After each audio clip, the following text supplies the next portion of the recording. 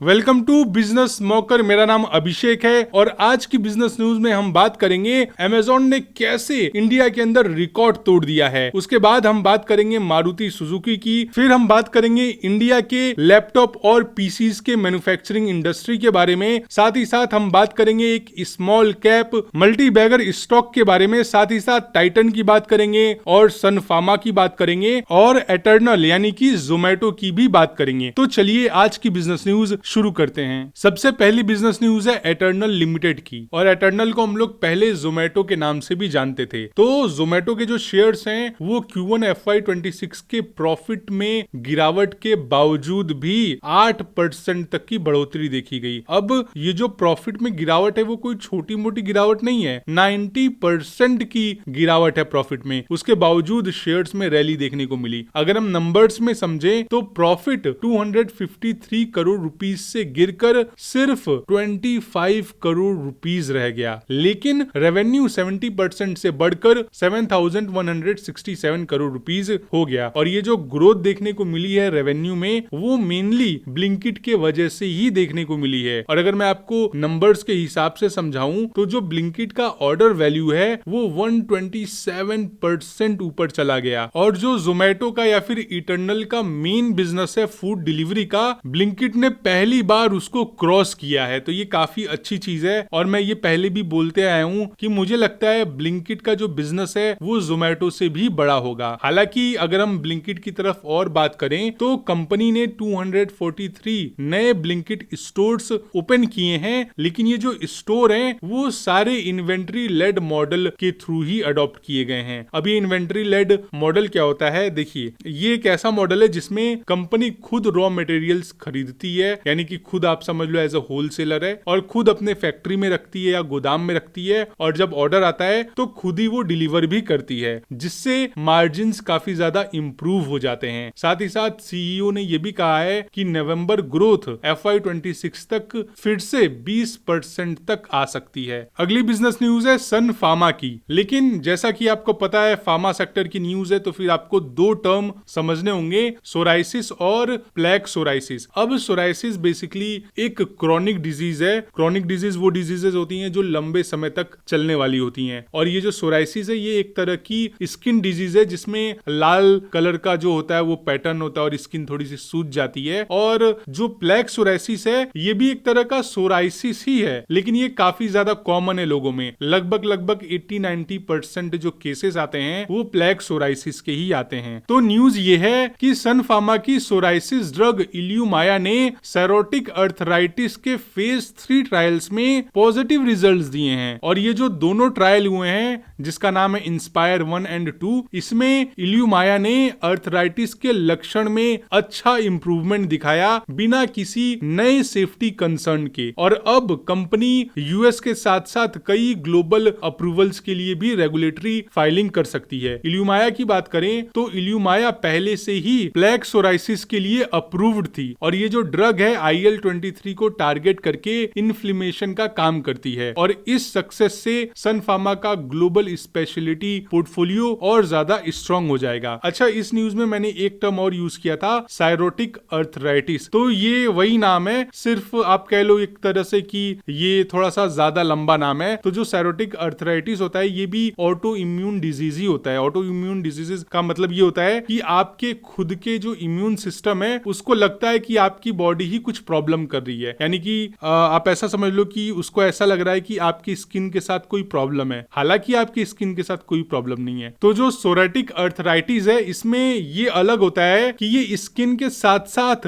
Joints में भी जो है वो प्रॉब्लम्स क्रिएट कर देता है, जैसे घुटने हो गए या उंगलियां हो गई या आपकी कुंडली हो गई, ये सारी जगह पे भी ये दर्द या फिर थोड़ी सी सूजन दिखाता है। अगली बिजनेस न्यूज है टाइटन की। टाइटन ने गल्फ की मशहूर ज्वेलरी कंपनी डामस LLC का 67% हिस्सा $283 मिलियन में खरीदने का फैसला किया है। और इस डील से Titan UAE, Saudi Arabia, Qatar, Oman, Kuwait और बहरीन जैसे GCC देशों में अपना ज्वेलरी बिजनेस एक्सपेंड करेगा। अब GCC यानी कि गल्फ कॉरपोरेशन काउंसिल, बेसिकली ये एक रीजनल पॉलिटिकल और इकोनॉमिक अलायंसेस है जो वेस्ट एशिया के 6 अरब देशों का एक ग्रुप है। और और इन 6 देशों का नाम मैंने ऑलरेडी आपको बता ही दिया है। अब जो ये बिजनेस है टाइटन का, वो ऐसा कर क्यों रहा है, आखिर क्यों उसने डामस एलएलसी के स्टोर्स या फिर उनके बिजनेस में इन्वेस्टमेंट की। देखिए, इन्वेस्टमेंट करने का रीजन सिंपल है। पहली चीज तो ये कि डामस के 146 स्टोर्स हैं और वो अरेबिक डिजाइन के साथ साथ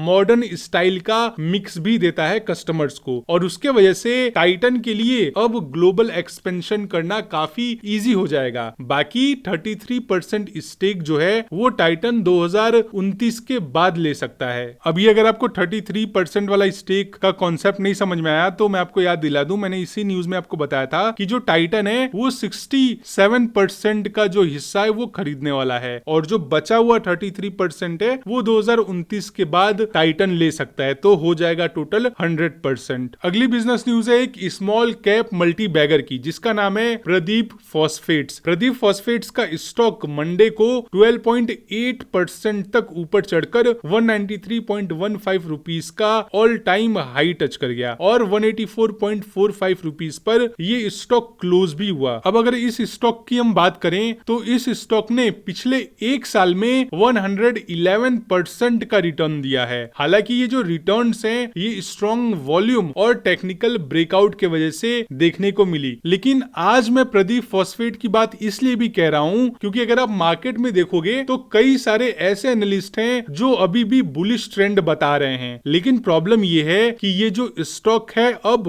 ओवरबाउट जोन में है और इसका RSI 72.81 है। तो बहुत सारे ऐसे भी लोग हैं जो डिप्स पर बाई करने की आपको सलाह देंगे, जबकि कुछ लोग ये भी बोलेंगे कि आप इसमें प्रॉफिट बुकिंग कर लो। तो काफी संभल के रहने की जरूरत है आपको इस स्टॉक से, और मैंने इसलिए भी किया क्योंकि अक्सर लोग कहते हैं कि स्मॉल कैप जो स्टॉक्स होते हैं उनके बारे में भी आप कभी कभी न्यूज लाया करो। तो अगर आप इस कंपनी में इंटरेस्टेड हो तो इसका फंडामेंटल एनालिसिस आप कर सकते हो। अगली बिजनेस न्यूज है इंडिया के इलेक्ट्रॉनिक मैन्युफैक्चरिंग सेक्टर से रिलेटेड। देखिए, इंडिया लैपटॉप मैन्युफैक्चरिंग में काफी प्रोग्रेस कर रहा है, लेकिन अभी भी बहुत सारे इंपॉर्टेंट पार्ट्स बाहर से ही इंपोर्ट किए जाते हैं, जैसे सेमीकंडक्टर, पीसीबी, डिस्प्ले, ये सारी चीजें बाहर से एक्सपोर्ट होती हैं। हालांकि टाइटन, डेल, डिक्सन जैसे कई ऐसे प्लेयर्स हैं जिन्होंने लोकल यूनिट्स लगाई है, और अगर हम टाटा की बात करें तो वो सेमीकंडक्टर मैन्युफैक्चरिंग में आ रहा है। HCL टेक्नोलॉजीज की बात करें तो वो डिस्प्ले सेमीकंडक्टर में भी काम कर रहा है। तो आने वाले समय में ये देखने को हमें मिल रहा है कि इंडिया में मोबाइल फोन्स और लैपटॉप्स की फुल फ्लेज मैन्युफैक्चरिंग बहुत ही जल्द स्टार्ट हो सकती है। साथ ही साथ जो गवर्नमेंट का PLI स्कीम है 22,919 करोड़ रुपए का जो कंपोनेंट स्कीम होता है ना, वो भी इस इकोसिस्टम को बूस्ट दे रहा है। हालांकि प्रॉब्लम्स ये है कि अभी भी बहुत सारे स्कूल और कॉलेजेस में प्रॉपर सिस्टम्स या फिर इंटरनेट नहीं अवेलेबल है। इसके वजह से जो डिमांड है वो कम है। तो अगर हमें इस जो इंडिया के इकोसिस्टम को बढ़ाना है, स्पेशली इलेक्ट्रॉनिक्स मैन्युफैक्चरिंग में या फिर लैपटॉप मैन्युफैक्चरिंग में, तो इंडियन गवर्नमेंट को डिमांड पर भी फोकस करना होगा। डिमांड, सप्लाई और पॉलिसी, ये तीनों चीजें प्रॉपर अलाइन होनी चाहिए, तब जाकर के इंडिया ग्लोबल लैपटॉप हब बन सकता है। अगली बिजनेस न्यूज है मारुति सुजुकी की। मारुति सुजुकी ने अपना 5500th service touch point Udaipur में स्टार्ट किया है और FY26 में ये 500 नए सेंटर्स खोलने का प्लान भी बना रहा है। साथ ही साथ अगर हम मारुति सुजुकी के प्रीवियस परफॉर्मेंस को देखें तो अब तक कंपनी 2764 सिटीज में सर्विस नेटवर्क के साथ प्रेजेंट है, और कंपनी तो ये कह रही है कि FY26 तक 500 नए सेंटर्स खोलेंगे। तो आखिर FY25 में मारुति सुजुकी ने कितने सेंटर्स खोले? देखिए, FY25 में 460 नए टच पॉइंट्स मारुति सुजुकी ने जोड़े थे और 2.7 करोड़ व्हीकल्स की सर्विसिंग भी की थी, और ये अब तक का हाईएस्ट नंबर है जो मारुति सुजुकी ने अचीव किया है। हालांकि मारुति सुजुकी का जो सबसे बेटर प्लान है वो ये है कि वो ये सोच रहे हैं अपने प्रोडक्ट को कस्टमर के लिए कितना इजीली रिलायबल और फिर जो सर्विस है उसको कितनी अच्छी कर दी जाए कि बायर्स ऑटोमेटिकली मारुति के पास ही आ जाएं। और मारुति का जो एक मॉडल है, बेसिकली दो मॉडल है, नेक्सा और एरीना, तो ये जो दोनों मॉडल्स हैं वो सेम सर्विस सेंटर पर ही मेंटेन हो सकते हैं। तो कार को इस तरीके से उन्होंने डिजाइन किया है, या फिर आप ये भी कह सकते हो कि अपने जो एम्प्लॉइज हैं उनको इस तरीके से डिजाइन किया है और जो अपने सर्विस सेंटर्स हैं उनको इस तरीके से डिजाइन किया है कि उनकी दोनों कार मॉडल्स एक ही सर्विस सेंटर पे मेंटेन हो सकती हैं। अगली बिजनेस न्यूज है अमेजॉन की। अमेजॉन प्राइम डे 2025 ने इंडिया के अंदर इस बार रिकॉर्ड तोड़ दिया, क्योंकि इस बार 18,000 ऑर्डर्स पर मिनट आए, यानी कि हर एक मिनट में 18,000 ऑर्डर्स अमेजॉन रिसीव कर रहा था, यानी कि